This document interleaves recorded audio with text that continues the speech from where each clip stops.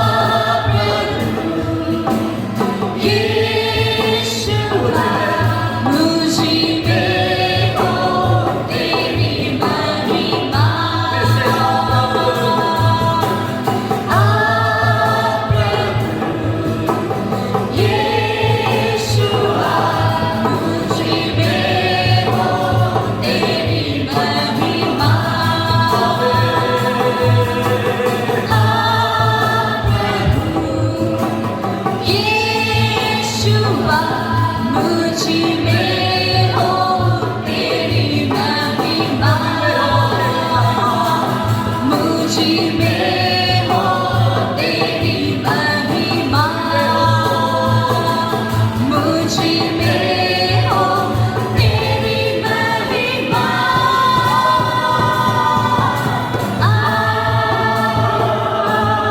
आदिना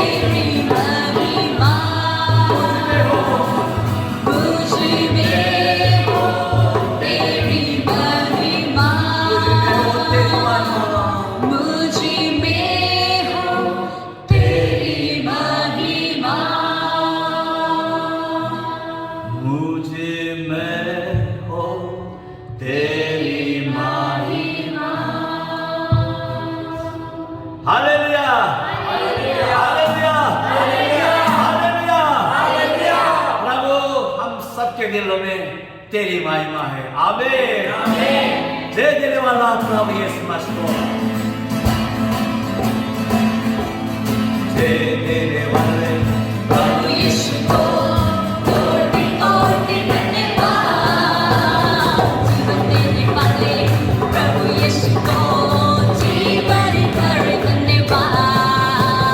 जय देने वाले प्रभु यीशु को कोटि कोटि धन्यवाद। जीवन देने वाले प्रभु यीशु को जीवन भर धन्यवाद। हालेलुया हालेलुया गाएंगे आत्मा से भरकर गाएंगे। हालेलुया हालेलुया गाएंगे आत्मा से भरकर गाएंगे। यीशु जिंदा है, वो आने वाला है। हालेलुया यीशु जिंदा है, वो आने वाला है। यीशु जिंदा है, वो आने वाला है। यीशु जिंदा है, वो आने वाला है। चंगा करने वाले प्रभु यीशु को कोटि कोटि धन्यवाद। छुटकारा देने वाले प्रभु यीशु को जीवन भर धन्यवाद। चंगा करने वाले प्रभु यीशु को कोटि कोटि धन्यवाद। तारा देने वाले प्रभु यीशु को जीवन भर धन्यवाद। हालेलुया हालेलुया गाएंगे आत्मा से भरकर गाएंगे। हालेलुया हालेलुया गाएंगे आत्मा से भरकर गाएंगे। यीशु जिंदा है, वो आने वाला है। हालेलुया यीशु जिंदा है, वो आने वाला है। यीशु जिंदा है, वो आने वाला है। यीशु जिंदा है, वो आने वाला है। यीशु जिंदा है, वो आने वाला है। यीशु जिंदा है, वो आने वाला है। शांति देने वाले प्रभु यीशु को कोटि कोटि धन्यवाद। मुक्ति देने वाले प्रभु यीशु को जीवन भर धन्यवाद। शांति देने वाले प्रभु यीशु को कोटि कोटि धन्यवाद। मुक्ति देने वाले प्रभु यीशु को जीवन भर धन्यवाद। हालेलुया हालेलुया गाएंगे आत्मा से भरकर गाएंगे। हालेलुया हालेलुया गाएंगे आत्मा से भरकर गाएंगे। यीशु जिंदा है, वो आने वाला है। हालेलुया यीशु जिंदा है, वो आने वाला है। यीशु जिंदा है, वो आने वाला है। यीशु जिंदा है, वो आने वाला है। यीशु जिंदा है, वो आने वाला है। यीशु जिंदा है, वो आने वाला है। यीशु जिंदा है, वो आने वाला। यीशु जिंदा है, यीशु जिंदा है, वो आने वाला है। हालेलुया हालेलुया हालेलुया। यीशु जिंदा है, आने वाला है, बहुत जल्दी आएंगे। तब तक हम आत्मा से आराधना करते रहेंगे, उनकी आराधना करते रहेंगे। आमीन आमीन आमीन आमीन। आराधना हो आत्मा से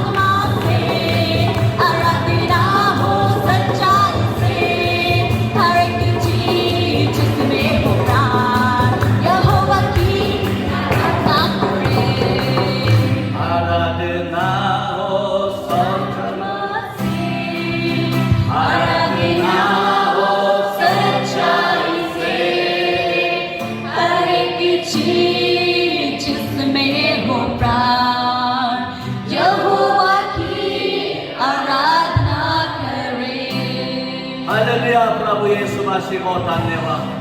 धन्यवाद प्रभु यीशु मसीह, आज फिर से हमें इस तरह तेरी आराधना करने का मौका दे।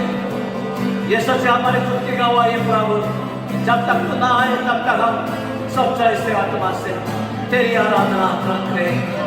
प्रभु यीशु मसीह तुझ में बने, ओ प्रभु सिर्फ तेरे खोज में रहेंगे, कीर्ति के समान ओ खुदाओ तेरे पीछे पीछे ढूंढते रहेंगे प्रभु।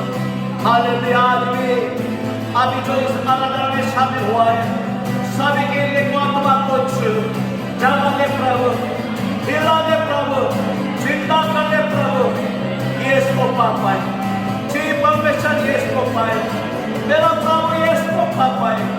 प्रभु यीशु मसीह सबके हृदय को आत्मा को छू, आत्मिक आग लगा दे, वेदना का आग लगा दे। सच्चा यीशु के लिए हम खड़े हो पाए, आपके साथ खड़े हो पाए। छो यीशु, सबको छू।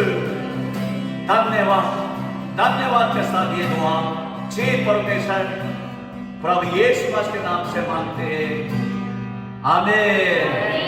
हालेलुया, हालेलुया, हालेलुया, हालेलुया, हालेलुया।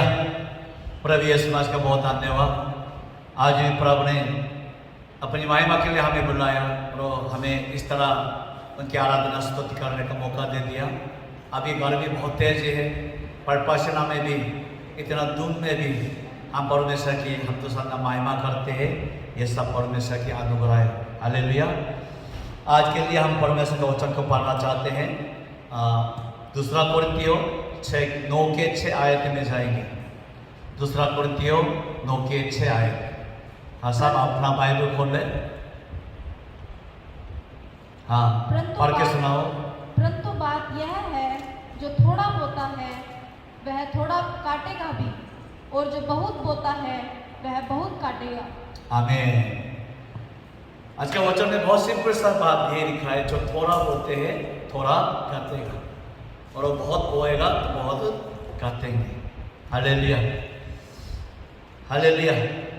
मसीह लोग के जीवन को मैं देखता हूँ कि जब प्रभु यीशु मसीह हमारे जीवन में आए तो हमारे जीवन में किस तरह का आशीष आना चाहिए। यूहन्ना 10:10 में परमेश्वर के वचन साफ साफ प्रभु यीशु मसीह ने बोल दिया था कि चोर करने, घात करने और नाश करने आते हैं, पर प्रभु यीशु मसीह हमें जीवन देने के लिए आते हैं। अगर चोर हमारे जीवन में आएगा, हमारे जीवन में कुछ भी बचेगा नहीं, क्योंकि वह सब चोरी करके ले जाएगा। पर प्रभु यीशु मसीह कहते हैं, मैं तो चोर नहीं हूँ, मैं सच्चा चरवा हूँ, मैं अपना बैलों के लिए जान तक देने वाला हूँ। तो प्रभु यीशु मसीह आएगा तो हमारे जीवन में जो चोर का काम है वो बंद हो जाएगा, और जो प्रभु यीशु मसीह का जीवन का काम है वो शुरू हो जाएगा। हालेलुया। इसलिए जब हम प्रभु यीशु मसीह को ग्रहण करते हैं तो जीवन में क्या दिखता है? चंगाई आता है। और जीवन में क्या दिखता है? हर तरह का शैतान का बंधन टूट जाता है, गरीबी का बंधन टूट जाता है, शराब का बंधन भी टूट जाता है। परमेश्वर प्रभु यीशु मसीह के आने से हर तरह का शैतान का काम, जिससे हम लोग भी नहीं सकता था और दूर भागा भी नहीं सकता था, वो सारे शैतान का काम बंद हो जाता है और वहाँ पे परमेश्वर का काम शुरू हो जाता है। इसलिए हम दुनिया भर गवाही देते हैं, यीशु मसीह को पाओ सच्चा आशीष पाएगा, यीशु मसीह को पाओ चंगाई पाएगा, तुम्हारे जीवन में ज्योति आएगा, तुम्हारे जीवन में खुशी आएगा, शांति आएगा, और अनंत जीवन प्रभु यीशु मसीह आपको दे देंगे। हम ऐसा बोलते हैं, पर इस वचन को प्रचार करते हुए हम अपने आंखों से देखते हैं जिनके जीवन में मसीह आ गया। जो लोग अभी मसीह का नाम को लेते हैं, उस संगति में बैठते हैं और आराधना भी करता है, पर उनके जीवन में अजीब सा ये आशीष नहीं दिख रहा। अभी भी घर वाले बहुत परेशानी है और बहुत फाइनेंशियल समस्या में रहते हैं, और बहुत तरह तरह का घटना उनके जीवन में आते रहते हैं। हे प्रभु, आपकी क्या इच्छा है? क्यों ये लोग तुझको पाने के बावजूद भी इनके जीवन में आशीष नहीं दिख रहा? प्रभु हमें बताओ। हालेलुया। तो इसके लिए परमेश्वर के वचन का क्या जवाब है? परमेश्वर के वचन में ये लिखा है कि उद्धार पाने के लिए हमें सिर्फ प्रभु यीशु मसीह को ग्रहण करना, उद्धार पाने के लिए प्रभु यीशु मसीह को ग्रहण करना। पर प्रभु यीशु मसीह के द्वारा जो मिलता है आशीष को पाने के लिए आज का वचन क्या कहते हैं? बीज को बोना चाहिए। जब तक हम बीज को बोएंगे नहीं, हम अपने जीवन में कुछ भी पाएंगे नहीं। मैं बहुत माशे लोगों के जीवन को मैं अपने आंखों से देख लिया हूँ, अपना जीवन में कुछ बोया नहीं, जरा सब एक बीज भी बोया नहीं, परमेश्वर के वचन का कोई पालन किया नहीं, और कहते प्रभु मुझे आशीष दे, मेरे जीवन में जो मैं चाहता हूँ वो पूरा होने दे। देखते देखते मुझे बहुत अजीब सा लगता है। ऐसा परमेश्वर कहाँ होता है जो उनके कहने पे नहीं मानता, उनके वचन पे नहीं चलता, कुछ उनके आज्ञा पे काम नहीं करता, बल्कि सिर्फ मांगते रहते हैं प्रभु मेरे लिए यूं कर दे, वो कर दे। प्रभु कर नहीं सकता, क्योंकि मैं आप साफ से बता दिया, उद्धार तो फ्री में मिलता है, सिर्फ विश्वास करने से मिलता है। पर आशीष पाने के लिए हमें क्या करना? बीज को बोना चाहिए। Hallelujah, hallelujah. इसलिए आज के वचन में क्या बता दिया गया है? जो थोड़े बोते हैं थोड़े करते हैं, जो बहुत बोते हैं बहुत करते हैं। कौन सा ऐसा किसान कहाँ होता है बोते समय कुछ बोया नहीं और उम्मीद करते हैं कि बहुत फसल तैयार हो जाए? ऐसा काम तो कोई देखा नहीं। अगर बुद्धिमान समझदार किसान हो और अच्छा से फसल को तैयार करना पाना चाहेंगे तो अपना जीवन में क्या होना चाहिए? यही होना चाहिए, पहले अच्छे से बीज को बोना चाहिए। अच्छे से बीज को बोएंगे तभी बाद में अच्छे से काटने का मौका भी मिल जाता है। Hallelujah, hallelujah. इसलिए आज के वचन के द्वारा मैं आपको 3 शब्द बताना चाहता हूँ जो आपके जीवन में जिसके बीज बोना बहुत जरूरी है। अगर ये बीज नहीं बोएंगे तो आपके जीवन में कोई सा भी फल नहीं मिलेगा। आमीन। सबसे पहले मैं क्या बोलना चाहता हूँ, आपके जीवन में समय के लिए बीज बोना चाहिए, दिन के लिए बीज को बोना चाहिए। इसका मतलब क्या है?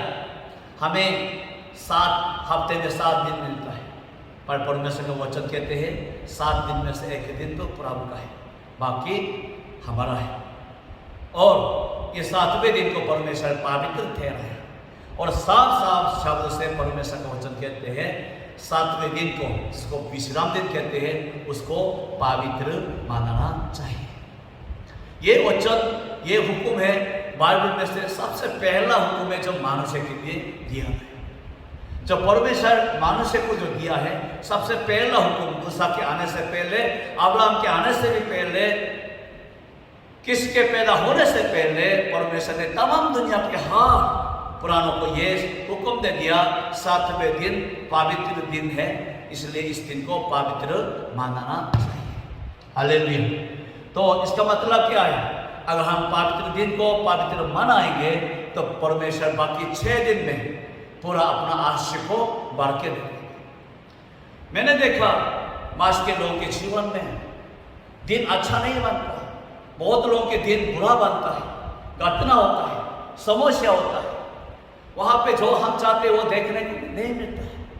हमेशा टेंशन, फिक्र, गड़बड़ी, यही बात सुनने को मिलता है। सुबह उठते ही पूरा इधर उधर की टेंशन की बात दिमाग में आ जाता है। एक दिन में सुकून में शांति में जी नहीं पाता और खुशी से जी नहीं पाता। किस लिए? क्योंकि वो दिन प्रभु ने आशीष से बढ़ के दिया है। मैं खुद की गवाही देता हूँ, आज भी मैं जब से प्रभु यीशु मसीह को मैं अपने जीवन में पूरी तरह ग्रहण किया और तब से प्रभु के सामने सच में यही बीज बोते रहा, तो अभी मैं कल भी मैं गिन के देखा, मेरे जीवन में हर रोज कोई टेंशन की बात मेरे दिमाग में आती नहीं। पता नहीं, बहुत अजीब सा और बहुत तकड़ा सा सुकून शांति मेरे पूरे जीवन में हृदय में बढ़ा हुआ दिखता है। चाहे कितना थके हुए हो, कितना भागादौड़ी क्यों नहीं किए हो, कोई बात नहीं, पर मेरे अंदर ये बहुत आनंद, शांति, खुशी ये बहते रहते हैं। और कोई ना मेरे सामने या दूर की बात हो, कोई सी भी बात हो, उसमें जरा सा भी कोई ऐसा डरने की या फिक्र करने की बात मुझे सुनने को नहीं मिलता। मैं सच अपना हृदय से गवाही दे सकता हूँ, परमेश्वर मेरे हर रोज के दिन में बहुत आशीष दिया। पर ये आशीष किस लिए मुझे मिल गया? क्योंकि मैंने परमेश्वर के लिए, परमेश्वर के साथ इस दिन के लिए बीज को बो दिया। हालेलुया। बीज को बोने का मतलब क्या है? 7 दिन में से 1 दिन तो प्रभु को देना चाहिए। 7 दिन में से 1 दिन प्रभु को देना सीखो, बाकी 6 दिन परमेश्वर के आशीष से भरा हुआ रहोगे। Hallelujah, hallelujah. मैं आप सबको बहुत बड़ी चुनौती देना चाहता हूँ। इतवार के दिन में काम पे जाने वाला हूँ, आपके काम का कोई फायदा आपके जीवन में दिखेगा नहीं। यह आपके लिए आशीष नहीं बनेगा, आपके लिए श्रम बनेगा। सच है, इतवार के दिन एग्जाम पेपर देने के लिए जाने वाला मैं आपके लिए बोलता हूँ, जिस दिन इतवार के दिन आप आराधना को छोड़कर वही पेपर देने के लिए चले गए, उस पेपर से आपका कोई आशीष नहीं, आपका जीवन कुछ भी बनेगा नहीं। आपको मानना चाहिए ये दिन तो मेरा दिन नहीं है, प्रभु का दिन है। इतवार के दिन जो शादी के लिए जाने वाला, आप उस शादी पे जाने से आपके जीवन में सच में खुशी नहीं आएगा, क्योंकि आपने उस दिन जो परमेश्वर प्रभु को देना चाहिए उस दिन को छोड़कर उस दिन किसी की शादी पे चले गया, उस दिन को आपने बिगाड़ दिया। जो परमेश्वर को देना चाहिए था उस दिन को आप परमेश्वर को दिया नहीं, तो परमेश्वर भी आपके हर रोज के दिन में जो आशीष देना चाहते थे वो आपके रोज के दिन में आशीष नहीं देंगे। हालेलुया। क्योंकि वचन में क्या लिखा है? बोएंगे तभी काटेंगे, नहीं बोएंगे तो काटने के लिए मौका नहीं मिलेगा। मैं जवानों को आपको ये बोलना चाहता हूँ, आप पैसा कमाने के लिए, काम करने के लिए जाते हैं, पर आपके जीवन को नौकरी आपके जीवन को नहीं बनाता है, वो तनख्वाह आपके जीवन को थोड़ी बनाएगा। आपके जीवन को सच्चा बनाने वाला कौन है? प्रभु यीशु मसीह, परमेश्वर। इसलिए आप ये बात सीखो कि मैं जो परमेश्वर का है, परमेश्वर को ईमानदार से देते रहूंगा, तभी परमेश्वर भी मेरे जीवन में मेरा हिस्सा का जो आशीष है वो पूरी तरह हमें देते रहेंगे। काम पे पैसा कमाने के लिए आप चले गए हो और इतवार के दिन भी काम करते रहोगे, पैसा कमाते रहोगे, कहोगे कि मेरा मजबूरी है, मेरा हालत ठीक नहीं है, इसलिए इतवार के दिन भी, विश्राम दिन के दिन में भी मुझे काम करना होता है। आप ये बहुत बेवकूफ़ी बात है। आप अपना जीवन को बचाने का असली मौका को बिगाड़ रहे हैं। चाहे काम कितना करें, विश्राम दिन तो विश्राम दिन है, उस दिन परमेश्वर की महिमा करना चाहिए, परमेश्वर के संगति के लिए आना चाहिए। चाहे तूफान आए, आंधी आए, बीमार हो या आप सताव आपके ऊपर हो, विश्राम दिन तो आप जरूर याद करके उस दिन परमेश्वर के पास आना चाहिए। तभी क्या होगा? परमेश्वर आपके हर रोज के दिन में अपना आशीष को भर देंगे।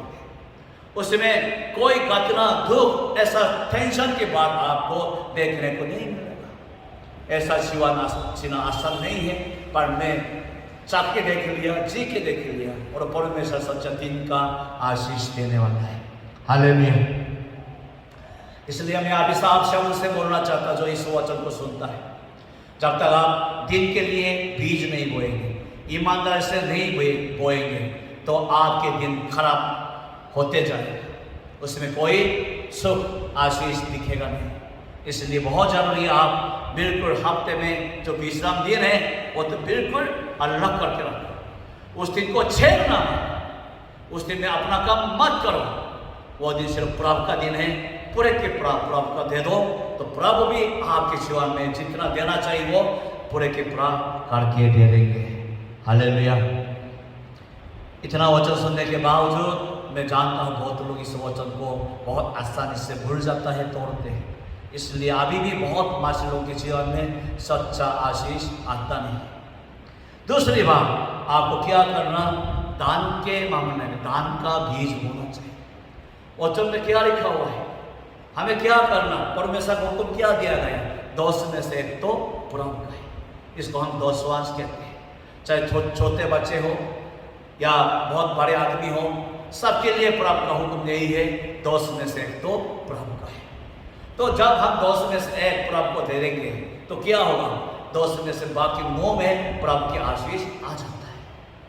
मासी लोगों के गाड़ी में होना बहुत शर्म की बात है। अगर हम प्रभु यीशु मसीह में ऐसे जीवन जीते हैं ना, कभी गरीब नहीं होता है।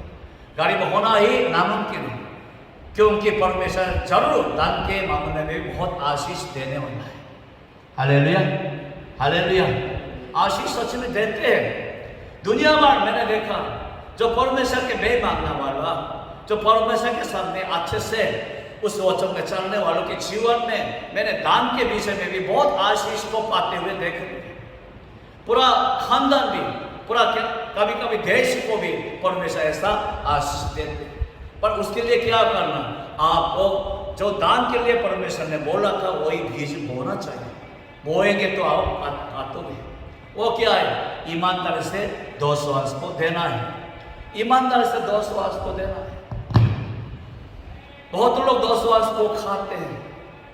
आपको ऐसा लग रहा है ना कि हमें बहुत कामियां हैं, हमें बहुत जरूरतें हैं, इसलिए 200 अंश कैसे दे देंगे। आपको जितना कामियां है, जितना भी दान के विषय में समस्या हो, तो उससे जल्दी छुटकारा पाने के लिए सबसे पहले आपको 200 अंश देना चाहिए। क्योंकि आपको वही हालत में से जल्दी छुटकारा करने वाला कौन होगा, ये 200 अंश। 200 अंश चढ़ाओगे, परमेश्वर दान के मामले में आपको आशीष देना शुरू करेंगे। हालेलुया। इसलिए मैं चुनौती दे रहा हूं, जितना जो गरीब लोग हुए आप 200 अंश देना शुरू करें।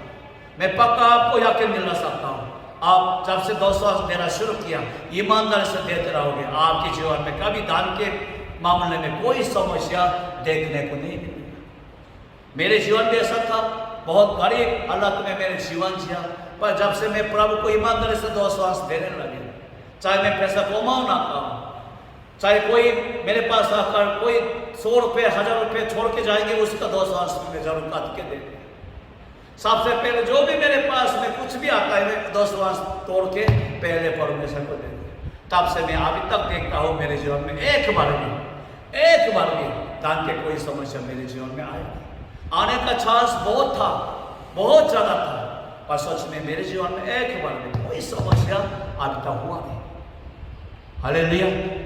इसलिए मैं अपनी गवाही से आपको चुनौती दे रहा हूँ, आप अपने जीवन में दान के विषय में आशीष पाना चाहेंगे, 200 अंश को जरूर चढ़ाना चाहिए। साथ साथ आप इससे भी ज्यादा आशीष को पाना चाहेंगे तो धन्यवाद चढ़ाने के लिए, धन्यवाद करने के लिए परमेश्वर के सामने भेंट चढ़ा, ये बहुत जरूरी है। खाली 200 अंश नहीं, हमें हर बार जब प्रभु के पास आता है 200 अंश चढ़ा, 200 अंश के साथ धन्यवाद के लिए भी भेंट चढ़ाना चाहिए। हालेलुया। अभी मैं यहाँ आसपास के क्षेत्र के सारे मसीही लोगों को देखते हुए कभी कभी मुझे बहुत दुख आता है, क्योंकि जब दान चढ़ाते हैं, भेंट चढ़ाता है, 200 रुपये देते हैं, कभी सिक्का भी लग देता है, चलो आपके स्थिति खराब होगा, पर मैं जो मजदूर करने वाला भी, मैं उनके रोज के मजदूरी को हिसाब जोड़ के देखूँ तो आपको 100 रुपये से काम दान ना चढ़ाना चाहिए। ये परमेश्वर को बहुत बेइज्जत करने की बात है। आप बाकी कामों के लिए मोटा मोटा पैसा इस्तेमाल कर रहे हो, खर्चा कर रहे हो, पर परमेश्वर के लिए 200 रुपये दे रहा, ये बहुत गलत बात है। कैसे आपको परमेश्वर आशीष देंगे? अगर परमेश्वर आपको 1000 रुपये धन्यवाद के विषय में दान चढ़ाओगे ना, तो हमेशा 1000 रुपये का दान चढ़ाने वाला बना के दे देंगे। आपके जेब इतना मोटा रहेगा, हमेशा 1000 रुपये दान चढ़ाने से भी आप जरा सा भी घबराएंगे नहीं, जरा सा भी मान में कोई दिक्कत नहीं होगा, क्योंकि आपके पास परमेश्वर ऐसा देने वाला है। तो मैं ऐसा दुआ करता, परमेश्वर मैं लाखों का 200 अंश चढ़ाऊंगा। परमेश्वर मैं भी ऐसा है कि मैं परमेश्वर के सामने ऐसा निर्णय ले लिया कि मैं जब कभी आराधना में जाऊंगा तो मेरे बतुआ में से सबसे मोटा नोट जरूर चढ़ाऊंगा, उनमें से सबसे मोटा नोट हमेशा चढ़ाऊंगा, सबसे बड़ा नोट आपको देते रहूंगा, कभी तुझको देने समय कंजूस नहीं करूंगा। मैं अभी भी वही निर्णय है और अभी भी मैं ऐसा जीवन जी रहा हूँ। और परमेश्वर मेरे जीवन में तो सच में मेरे उम्मीद से भी ज़्यादा, उम्मीद से बढ़कर, और कभी कभी नहीं, हमेशा मेरे मांगने से भी पहले, कुछ कहने से पहले परमेश्वर मेरे जेब में पूरा भर के देता है। ये मेरी सच्ची गवाही है। कभी कभी मैं अकेले रोता हूँ, परमेश्वर मैं कौन हूँ, किस लिए मेरे जीवन में इतना ख्याल रखा, किसने मेरे जीवन में इतना तो अपना प्रेम को दिखाया? मैंने अभी मांगा भी नहीं है, तभी भी पहले से उद्वास मुझे दे रहा, मांगने का मौका भी नहीं दे रहा। प्रभु इतना हमसे क्यों प्रेम कर? ऐसा प्रेम खाली मुझसे नहीं, परमेश्वर हर एक से करना चाहते हैं। उसके लिए आपको क्या करना? हाँ, बीज को बो। परमेश्वर फसल किसान को कितना आशीष देना क्यों ना चाहे, फिर भी अगर बीज को नहीं बोएंगे तो कैसे उसके खेत में आशीष दे पाएंगे? खेत में कुछ बोया नहीं है तो परमेश्वर के आशीष से वहां पे क्या उगेगा? जंगली घास उगेगा, इसके अलावा कुछ उगने का है। पर आपने वहां पे बीज बो दिया तो क्या परमेश्वर आशीष दे देंगे, तो अच्छा से अच्छा फसल तैयार होगा। Hallelujah, hallelujah. और तीसरी बात, आपको अपने जीवन में किस तरह के बीज बोना है? प्रार्थना की बीज बोना है। मैं साफ साफ शब्द से ही बोलता हूँ, दुनिया में जितना बड़े बड़े अगुआ है, बड़ा बड़ा परमेश्वर के दास है, उनके जीवन को देखो तो उनके जीवन में हमेशा उनके जीवन के लिए प्रार्थना की बीज बोने वाला एक व्यक्ति देखने को मिलता है। जैसा पास्टर योंगी जो है दुनिया में सबसे बड़ा चर्च को बनाया था, उनके जीवन की गवाही को सुनेंगे ना तो उनके जीवन में उनके सास थी जो उनके लिए जीवन भर प्रार्थना का बीज बो गया।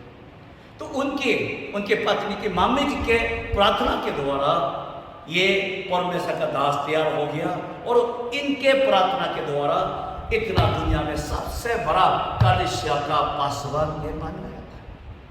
खाली इनकी गवाही नहीं, हर एक की परमेश्वर के दास के या कोई जो समाज में बहुत बड़ा प्रभाव करने वाला ऐसा व्यक्ति के जीवन को देखेंगे ना तो जरूर वहां पे देखने को मिलता है, वहां पे कोई है जो उनके लिए बहुत ज्यादा प्रार्थना किया और प्रार्थना के बीज को बोया है।